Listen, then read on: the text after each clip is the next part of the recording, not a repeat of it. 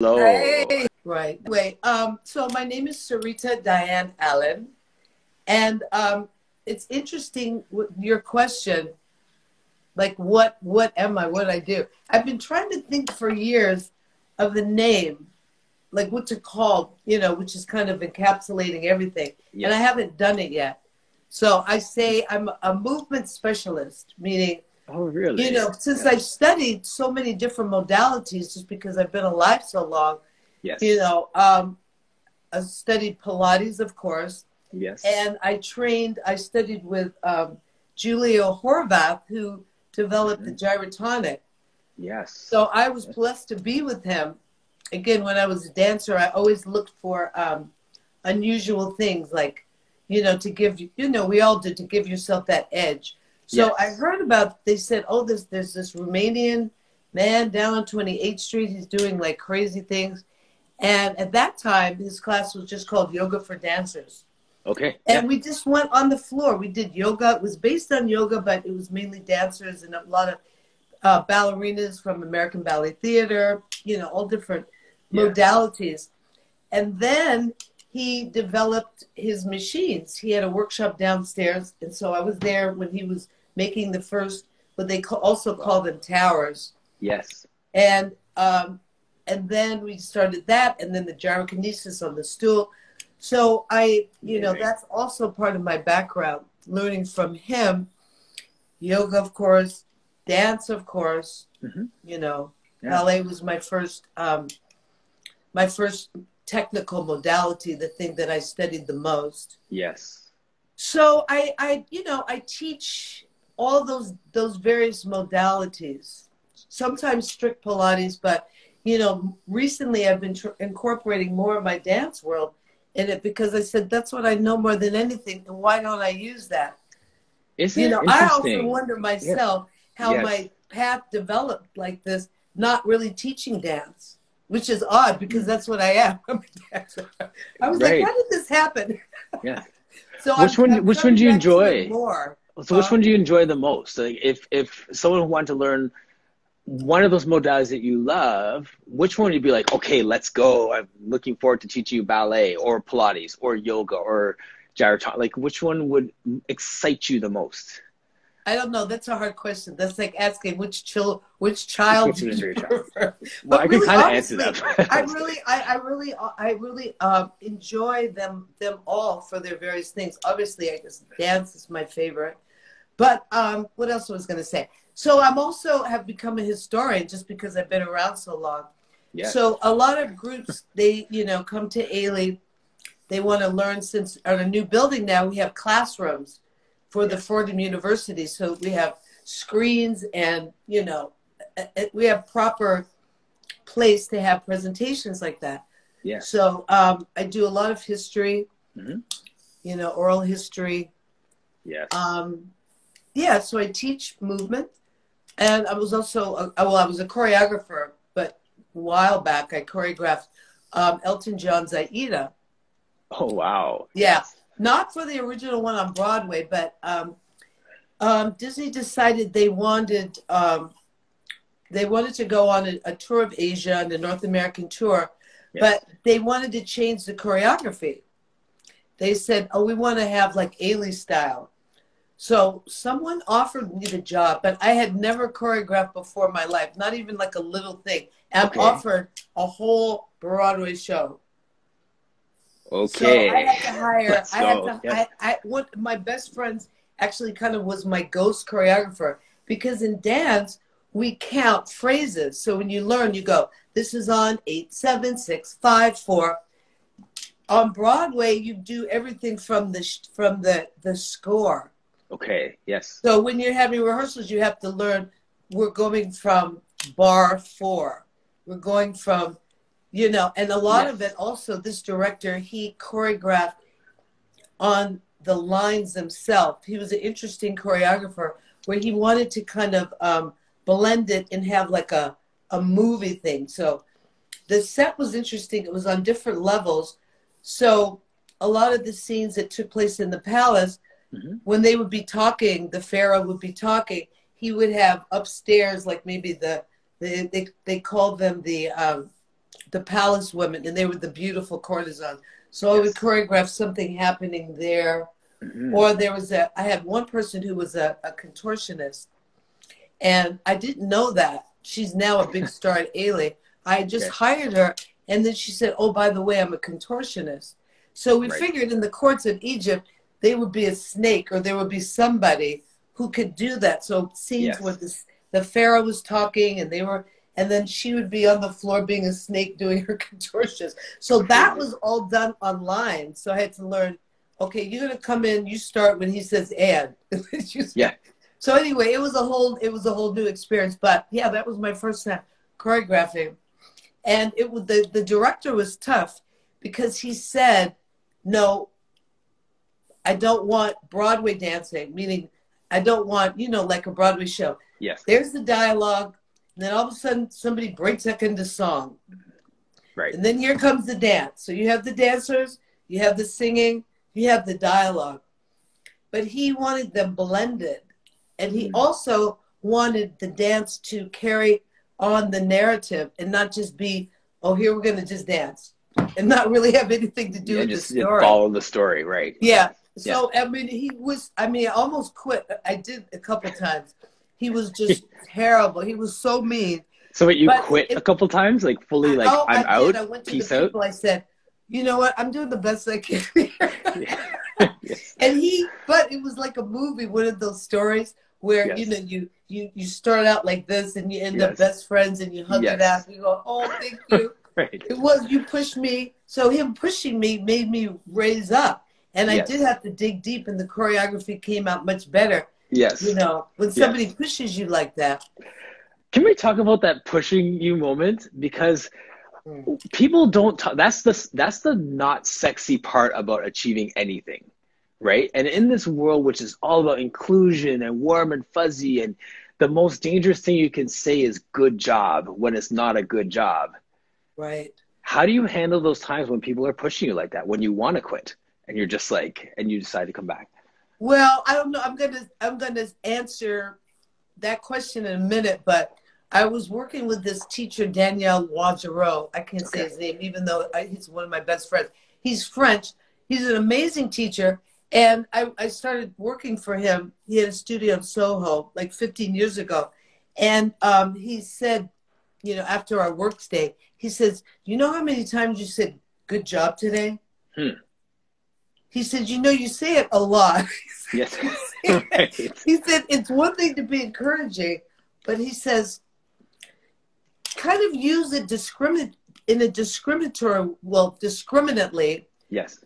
So will people really know, because you want to teach them ultimately about their body. So my thing is, one of my pet peeves is someone says, is that right?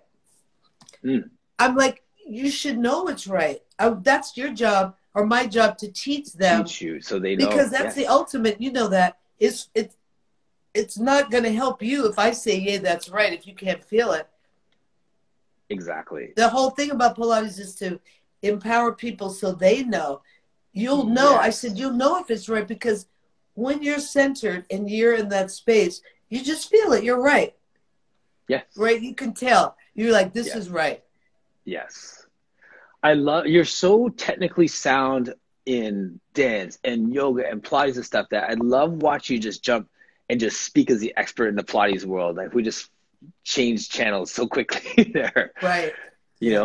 But you're right. Like, we throw around terms like good job and like, yes, good, move, good, yes, good, move, yes.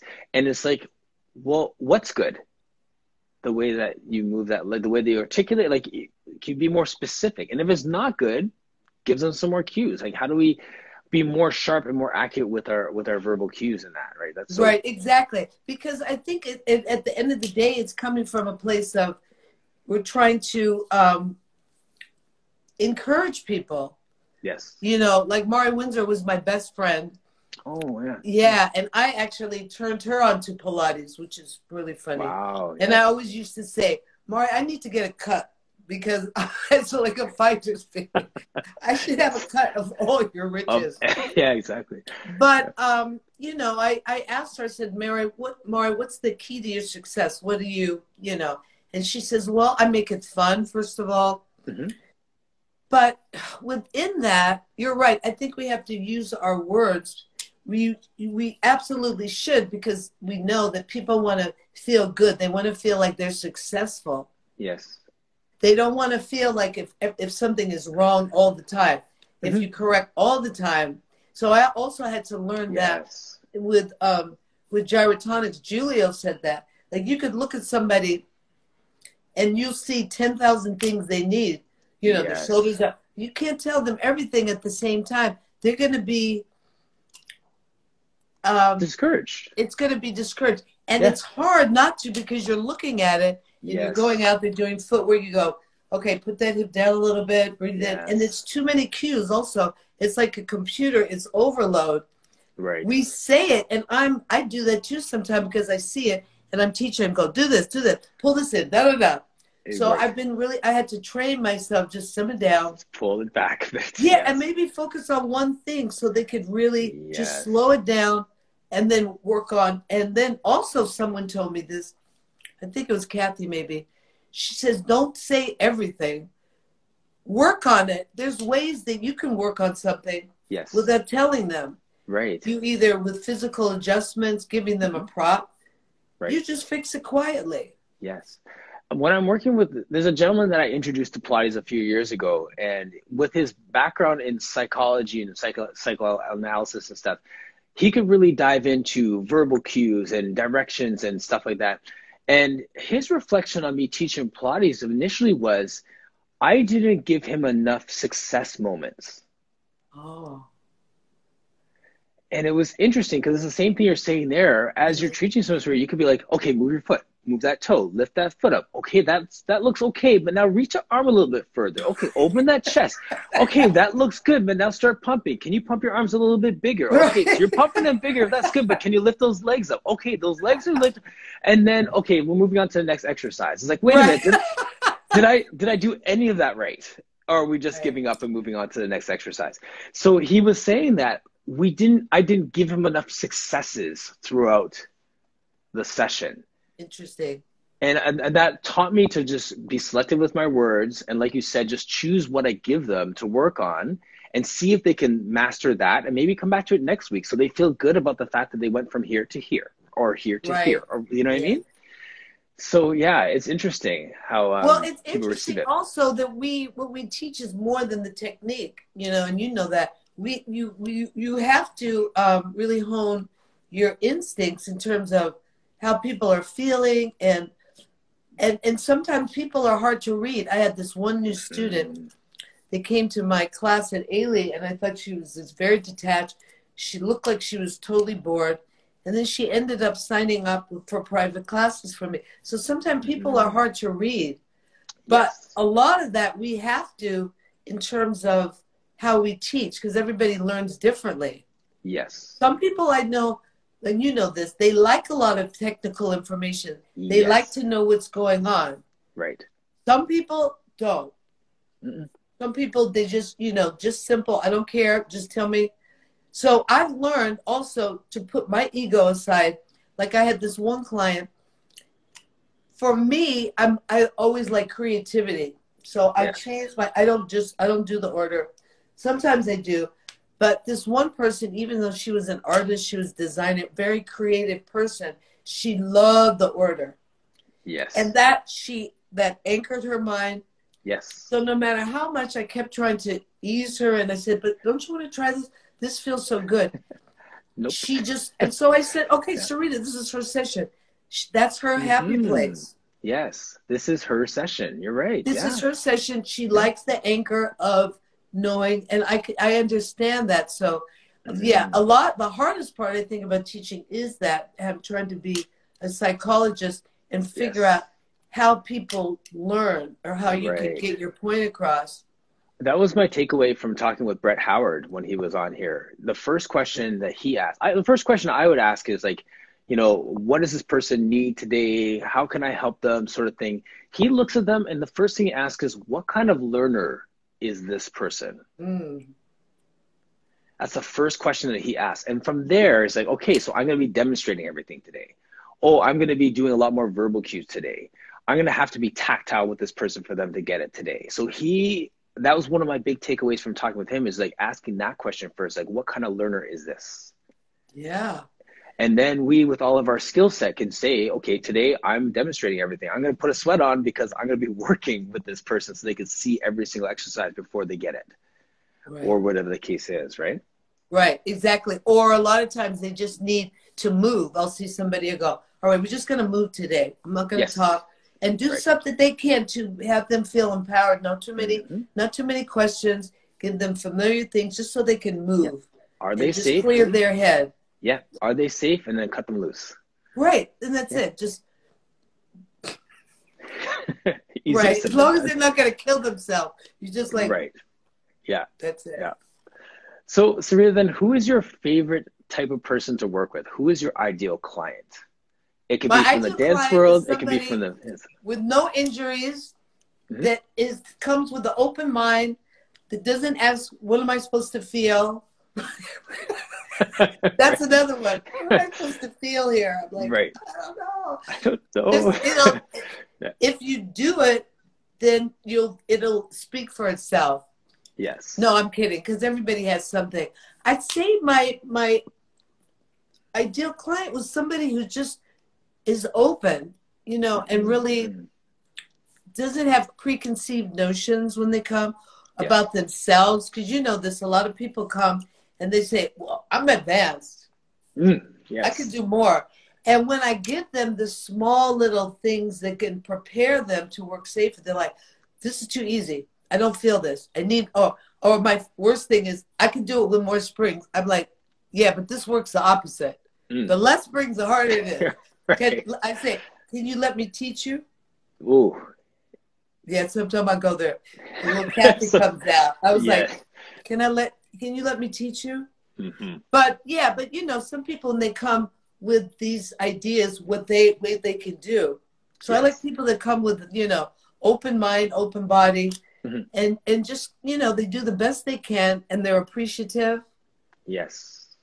I love that when people just say, thank you. Because we try to do our best. Right.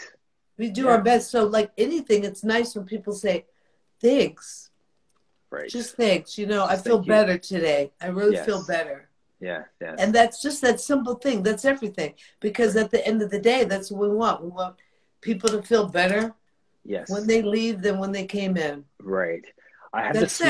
There's a sweet lady that I trained, and she's my second client ever, like from 2002, and she's been with me the whole time.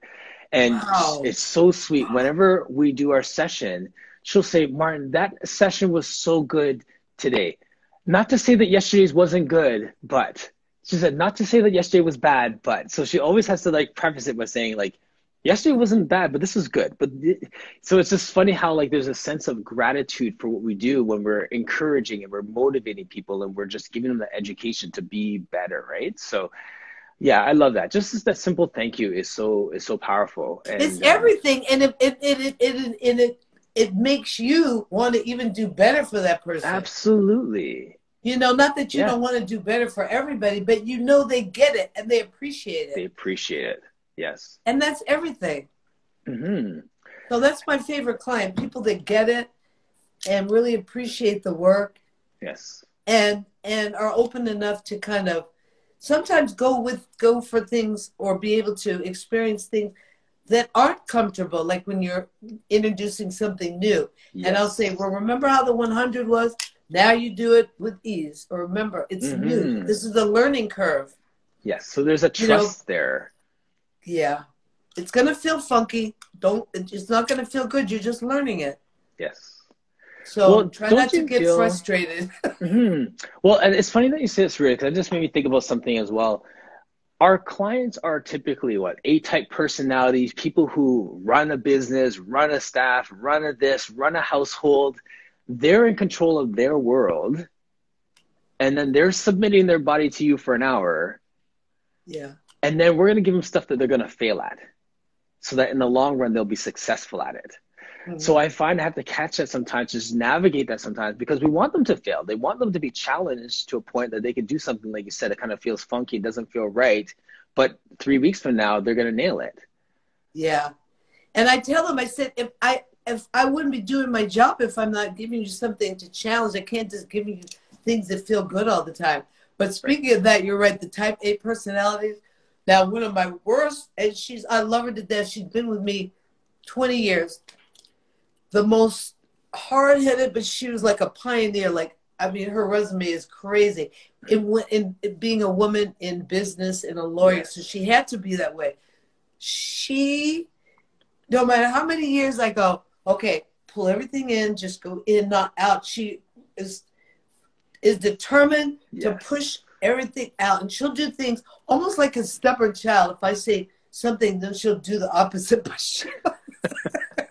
she has to be in control. But no, but of late, then she's softened a bit. So now, but so it's a 20-year plan. That's fine. It is what it is. Right, but she loves it. It, you know, clearly. But it's so funny. The opposite. Yes. That they fight. That they're like, yes. Oh, I know. I have to be in charge. I have to be in charge. Right. I can do more. I can do more. I'm feeling strong today. Yeah. You're like, no, just like, yeah. Can I teach? I said, can I teach you? Yes. Yes. So how is it with men coming in? Like, are you like, how do the men respond to your teaching? Well, I haven't had that many men. I have fair amount, but not a lot. Mm-hmm. That's a good question. I don't know. At Ailey, I would have like a few males, like 3 or 4 in each class. They were not normal, became regular. Yes. They just loved it, and they didn't really feel uncomfortable. Right. Right. You know, being in a place with lots of women, they were, you know, so their ego has to be, or ego less in order to do that. Yes. Yeah. So I don't know. I've worked with some. Again, I don't have a lot of expertise in men. I had to. I would ask Danielle about it, or I learned a lot from watching him because he had a lot of men. Yes. So I've been in studios. Yeah. Sorry, I was gonna say, did you notice a real difference? Because intuitively, movement's movement. So you can navigate it when they come in. Like, did you notice there was a real difference when he was teaching? It's interesting. He gave, because before he did Pilates, he was a personal trainer. He was a triathlete. So he would give them, again, especially the ones that came in, thought they were Miss Jock. He gave them stuff to challenge them so they wouldn't be bored, and he wouldn't give them soft things. So we had some clients that we shared, and they would go, oh, good, I have Sarita today.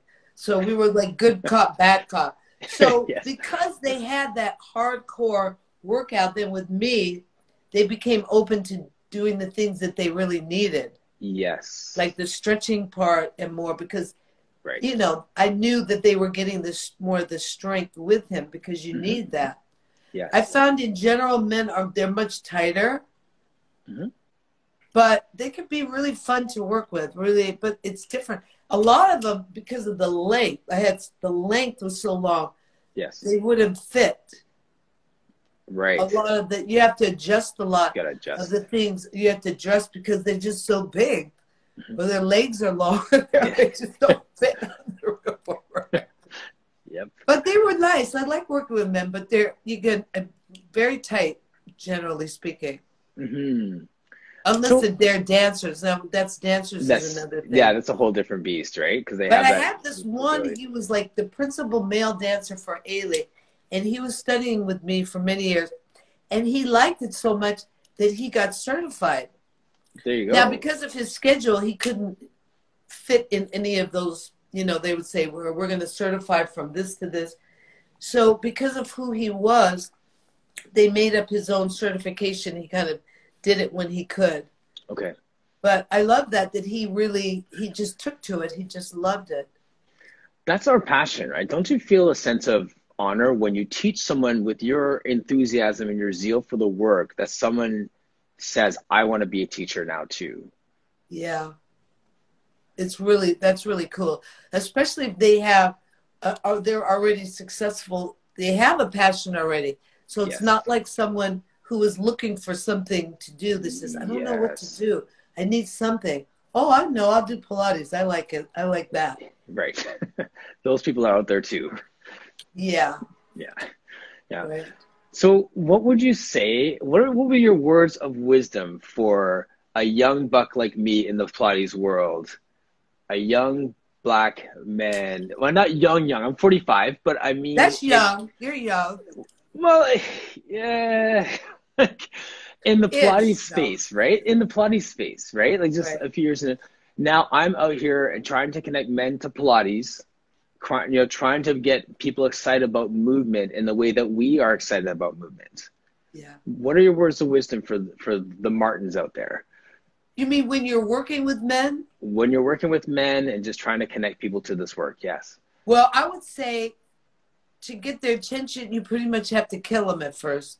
The ones that they know, like my clients at HBO, okay, so this is another clientele that I did. I forgot about that whole demographic. Men they're at the gym, they're working upstairs, high powered, they go to the gym, they're used to like kick ass. They do kickboxing, they're on the treadmill, they're sweating, they work, they're lifting weights. They've been doing this 20, 30 years.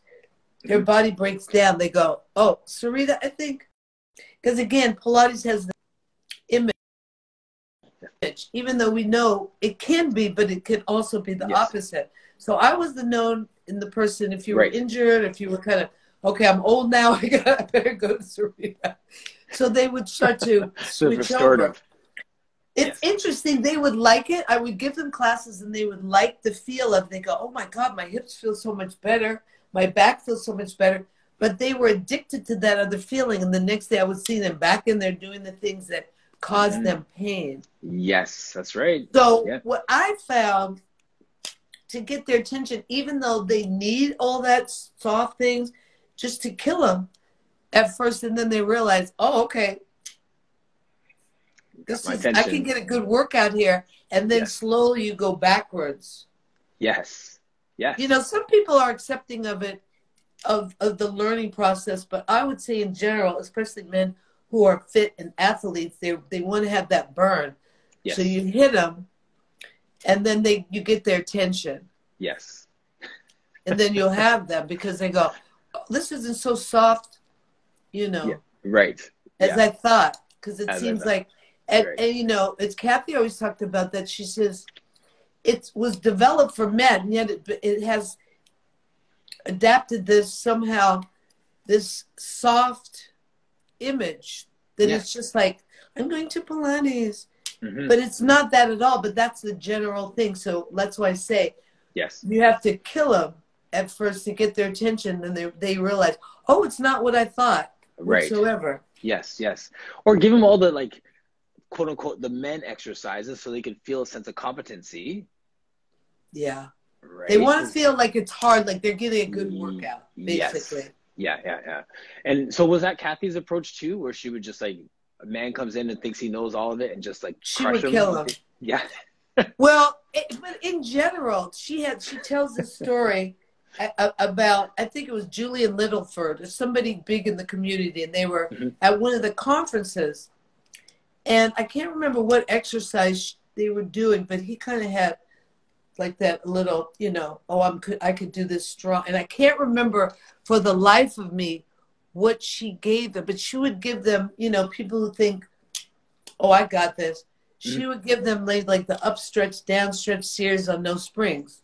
Yikes. Okay.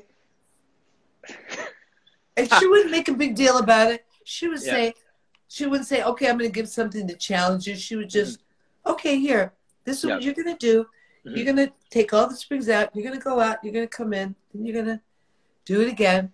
With that tone too, right? Like, yeah, I can do just this, like, but I'm gonna let it you wasn't go like, first. oh, she wasn't like, oh, I got something for you. No, she would just simply, that's all. Wow. Yes. Right. Or they would have to do like 50 knee stretches. 50 knee stretches with maybe one spring and one leg. Yeah. Tucked in. Right. With that sultry voice too, right? Like just yeah. I mean, she, again, to the point, she wasn't going to hurt them. Right. But to shock them in the system, like, yes, You don't feel anything because, you know, those subtle Pilates, it takes time to feel those muscles because you don't have them. Right. So you're not going to feel it right away because they're deep inside. Yes. And right. a lot of this is the main thing I tell most people. A lot of the muscles, they're so deep, they don't have a feeling. Right. Yes. You don't, but again, people are addicted to that.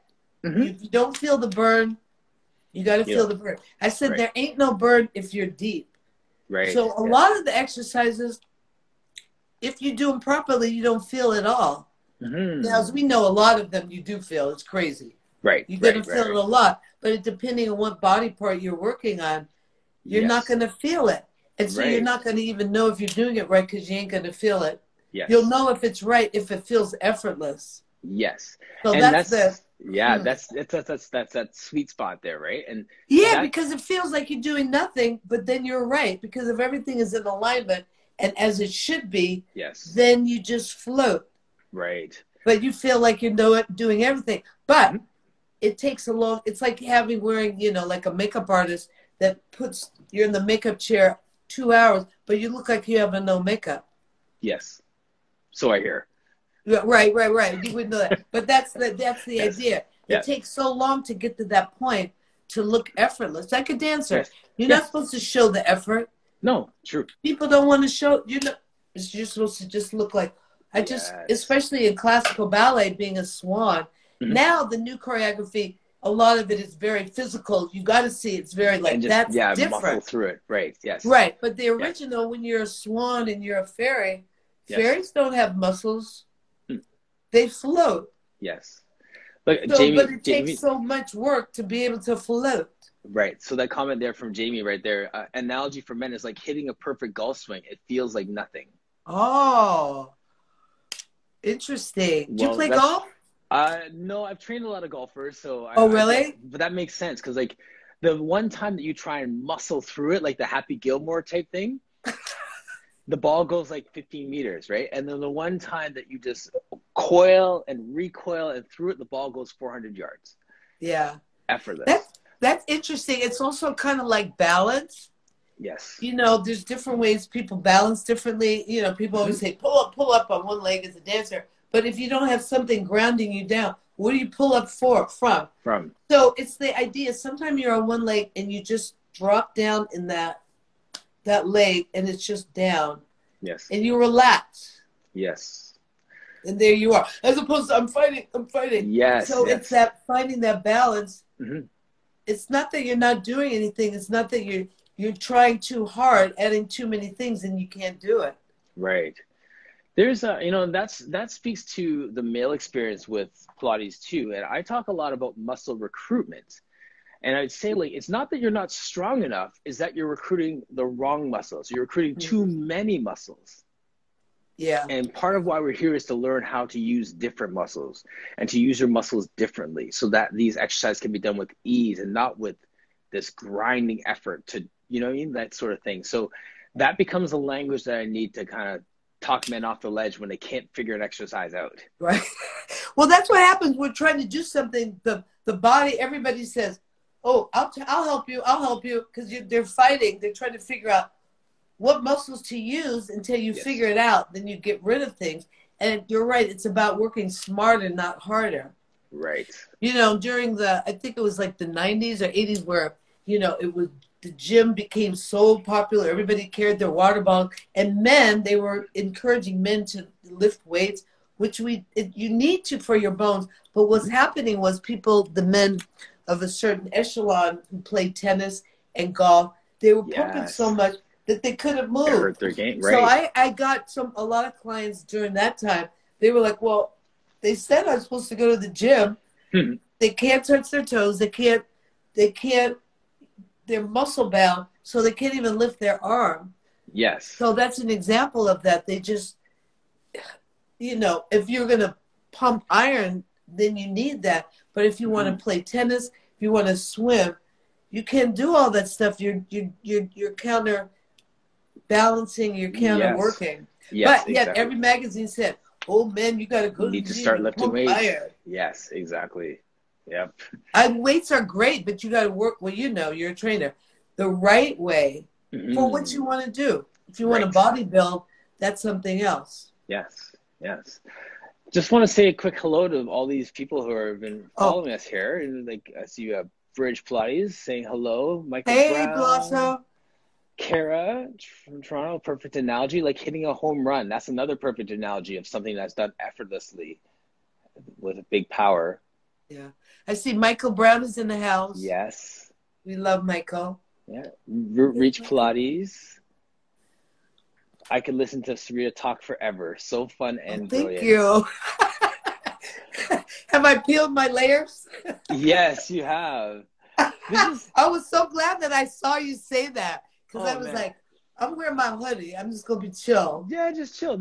I'm not going to be like, hello. I won't put on Sarita the performer. Or Sarita the historian. Oh, yes. You know, I said no. Yes. It's not that type of party. No.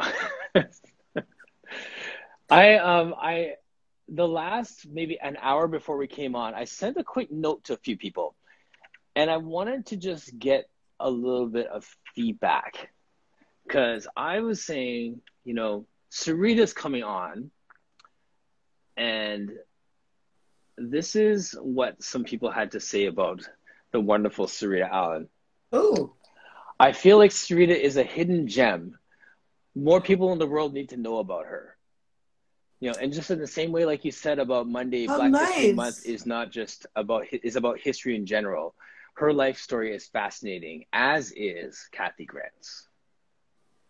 Wow. Thank you, whoever said that. Really. That's very lovely. I appreciate it. And there was one more. There's a few more. I'm not going to rattle them all off here, but where is it? Hey, Alex. Her accomplishments in the dance world are stellar. To be an Alan Ailey's muse for creating this kind of work is off the charts. And her work with Kathy Grant's tutelage is no joke. And very few people measure up to her. Wow. Who said that? I'll send them some. I'll send somebody. Send them somebody. They get free Pilates classes for a month. There you go. Thank you. That's so lovely. It's sweet, right? Like, I mean, I love to hear, you know, stories like that, because once again, it's not like you woke up one day and put on a vision board. I'm going to be this icon. No. Right? No. In fact, when I would think about with Alvin, people always ask me, well, what was it like when he was choreographing Night Creatures and things on me? I was like, I don't know. I was 17 years old. I went to work. This man, he wasn't as famous then. And I said, I was just dancing. I didn't, you know, you don't think about it when you're in the midst of it. No, now I think about it. Of course, I'm like, God. Or the same thing when I was working with Arthur Mitchell, who started the Dance Theater of Harlem. He was I knew, well, he was famous at that point, but I didn't go to class thinking, oh my God. I mean, it was impressive, but the work is so hard. You're just focusing on the work. Just on the work, right. You're focusing on the work. If I went to the room with Alvin thinking, oh my God, it's Alvin Ailey, I couldn't do the work. Right. I had to go inside. I had to just, with him, you had to become characters. So I had to focus. If I'm enamored with him, I can't become my character or work on my steps. Right. That's the work right there. And whether it's and then also you people makes you people feel uncomfortable. Mm-hmm. He wanted to, that's why he always said, everybody just call me Alvin, because he had to be relaxed in order to create. Yes. So that's a lot of pressure if you're feeling when people are like, oh my God, oh Alvin. Starstruck.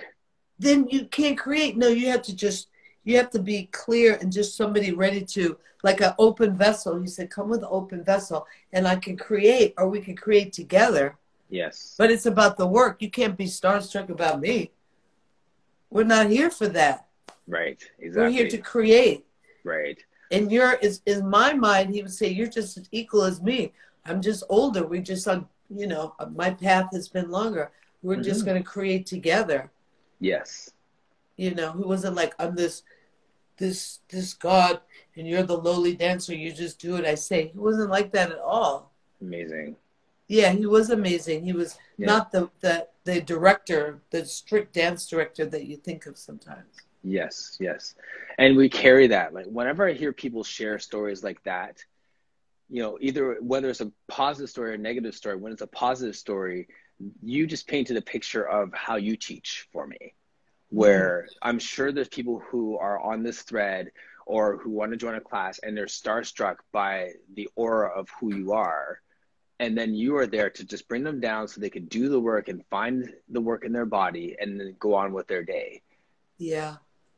Yeah, You know? people always say sometimes after, like when I do workshops, well, now Zoom workshops for Ailey, a lot of the feedback that I get, or they give to Ailey, that, oh, she's so down to earth. And I was like, where else am I supposed to be? I guess they expect, you know. Well, you could I'm be like that, so many but that's places, not who I am right? anyway. So Yes, exactly. Yes. That is. but you're right. People, a lot of people, when I say, oh, I'm teaching an Ailey, they go, oh, I can't go there. I can't go there. They're immediately intimidated by the name alone. They're like, oh, I'm not ready for that. I'm like, I'm not going to invite you to a class that you're going to fail at. Yes. I mean, they're a level. I know what you can do, so I'm inviting you. You have to trust me. You'll be fine. Yes. Yeah. Yeah. They So all good. started someplace too. They didn't walk in the building great. Yeah.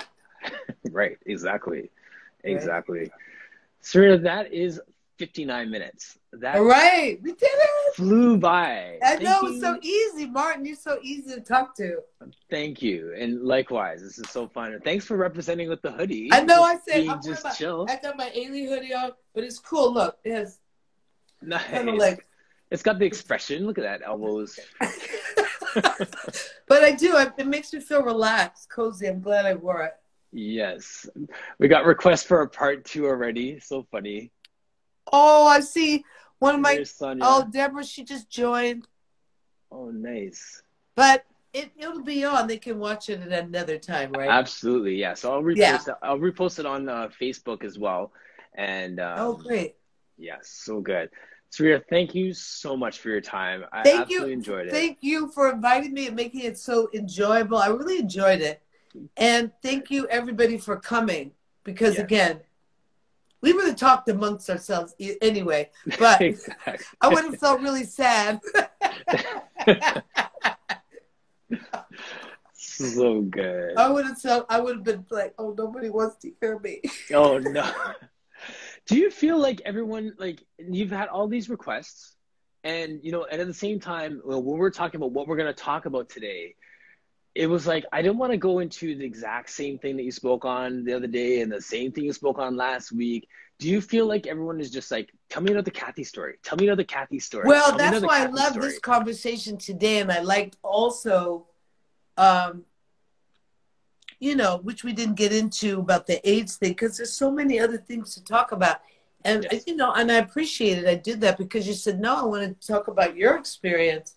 Yeah. So, and because I don't want to keep repeating myself. That's why I also, I looked at my schedule and I go, how did that happen? I think I shouldn't have done that because I don't want to repeat myself. Yes. I don't want to because, you know, you see people in television, they're doing promoting a movie, the talk show, and you said, if I hear that story one more time, they say the same little anecdotes, and I didn't want that. Right. And now, could you imagine being like Aerosmith or some band that has to play the same songs in the same order in the same, like, city after city after city after city? Like, I know. I just watched, speaking of that, I just watched the documentary on the Stones. Okay. And they've been how many years? Like 80 years, they play, you know. Right. But the songs are still amazing, and they still seem to enjoy it. But yeah, I'll teach Pilates for another 40 years. Why not? Yeah, it's fun because it's always different. Even though it's the same, it's always different. Yeah, they feed off their energy. You said the age word, like you said it. You were like, I don't want to talk about age today. The hoodie's making me feel young. That was funny. Yes. The age word. Yes. Mm-hmm. Yes. That was a good chat. Yeah. Okay. Yeah. Let's go. Yeah, no. Like when we were talking about it earlier, like the last week and a half, like with the gentleman I had was in his 40s who started doing world records, and then the lady who I had yesterday, Hillary Monday, who is in her 50s, who at first was saying, I don't want to say anything about my age, but then as we continue to talk, it's like, what does it matter? It's about how we live it, our mindset, all these different things, right? And yeah, so Right. I don't know, this is interesting. Yeah. Yeah, It so. is. All right. I Okay. won't keep you. I really, really appreciate your time once again, Sarita. Thank Thank you you. so Bye, much. everybody. Take Have a care, good everyone. day. Stay safe. Stay sane. Do your hundreds. There you go. Take care. Bye. Bye. Nice.